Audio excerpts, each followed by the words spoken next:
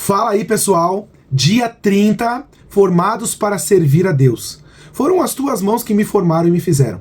Jó 10:8.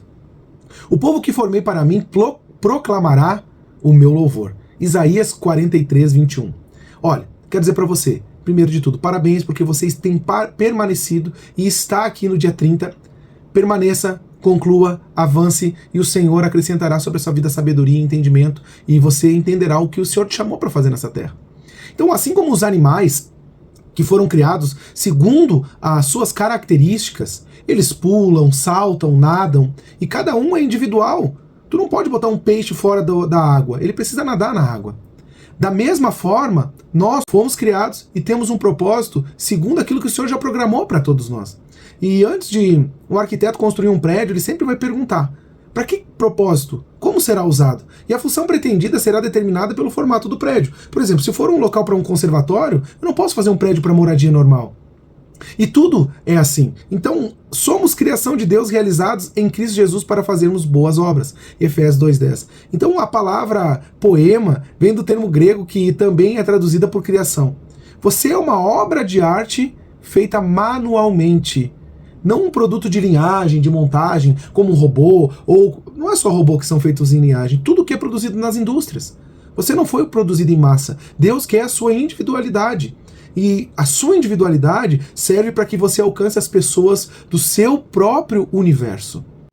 Deus propositamente formou você para que servisse de um modo que tornasse um ministério singular. E Ele cuidadosamente misturou o seu DNA e formou você. Tu fizeste tudo com delicadeza. As partes interiores de meu corpo e as uniste no ventre da minha mãe. Obrigado por teres feito da maneira tão maravilhosa e complexa. O teu trabalho é maravilhoso. Salmo 139, versículos 13 e 14. Sabe que Ethel Wader diz assim: Deus não cria sucata. Cada dia da minha vida foi registrado no teu livro. Cada momento foi determinado antes mesmo que um só dia houvesse passado. Isso significa que nada em sua vida ela é insignificante. Tudo aquilo que você passou não serve para você murmurar ou reclamar, mas sim para que você cresça em sabedoria e possa ensinar as outras pessoas. O Senhor quer que você se torne a semelhança dele.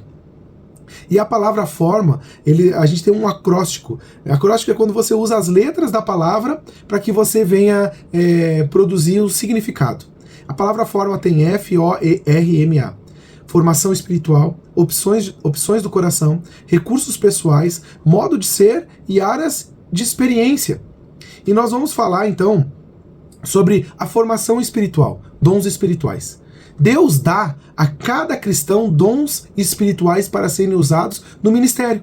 Habilidades especiais, exclusivas para cada um de nós.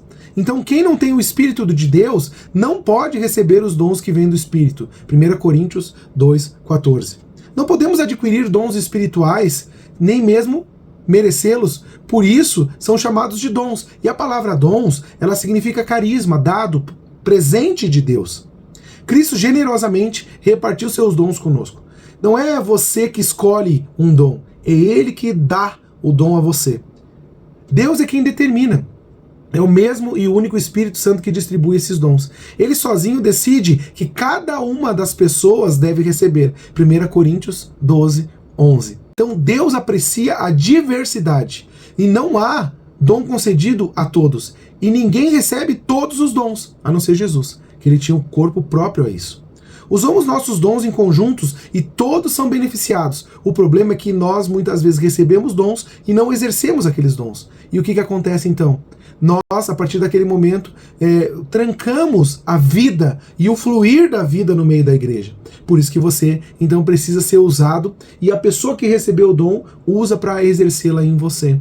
E existem dois problemas comuns que acontecem dentro da igreja. O primeiro é que eles querem comparar uns dons com os outros. Esse tem mais poder, esse lá tem mais poder, esse aqui tem mais poder. E também, quando eu recebo um dom, eu quero que a pessoa haja da mesma forma que eu. Quando nós temos essa distinção, nós devemos aprender com o dom dos outros. E não simplesmente querer que as pessoas tenham os mesmos dons que nós. Se você é olho, você nasceu para enxergar. Se você é dedo, você nasceu para ter o suporte como anel. Mas, se eu pegar o anel e querer colocar ele no meu olho, não tem como o olho exercer função de dedo. E nem o dedo observar o anel. Então, cada um foi chamado segundo o seu propósito, com dons e funções diferentes. Há diferentes tipos de serviço na igreja, mas é ao mesmo Senhor que estamos servindo. 1 Coríntios 12, 5. Os dons espirituais, às vezes, são exageradamente enfatizados, contribuindo para que a negligência dos outros fatores. Eles relevam uma chave importante, mas não formam o quadro completo. Deus também formou você de 4 outras maneiras. Então, as opções do coração, que é a segunda letra que nós vamos falar hoje, que é O, da palavra forma, né, que é do acróstico, a Bíblia usa o coração para descrever o conjunto de desejos, esperança, interesse, ambições, sonhos e afeições que você possui. O coração representa a fonte de todos os estímulos, o que você gosta de fazer. Então, o coração é o seu homem interior, é o seu espírito conectado e amalgamado com o Espírito de Deus. Depois que nós temos isso, nós somos sensíveis ao Espírito de Deus, mas ele fala através do nosso homem interior.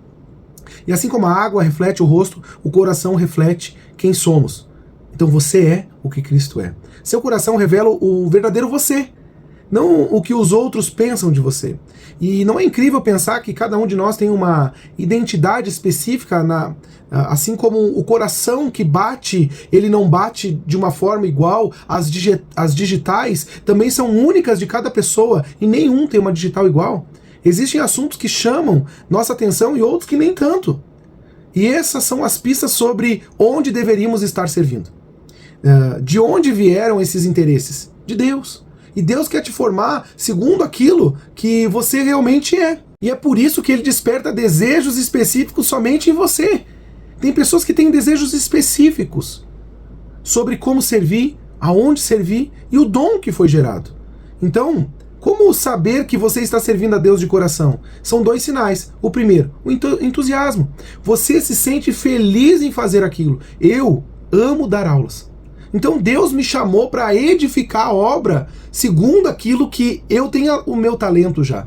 Claro que nós aperfeiçoamos o talento, crescemos em graça e aprendemos dia a dia a nos tornarmos cada vez mais semelhança de Deus. Porém, o meu dom ele é de mestre e ele precisa ser aperfeiçoado dessa forma. E é por isso que eu estou até gravando esse vídeo. Porém, o segundo é a eficiência. Quando você faz aquilo que Deus condicionou e gosta, você se torna bom naquilo. Então, eu pratico e me torno bom naquilo que eu estou fazendo. Não desperdice a vida num trabalho que não combina com você. Faça aquilo que está no seu coração, aquilo que você tem entusiasmo de fazer.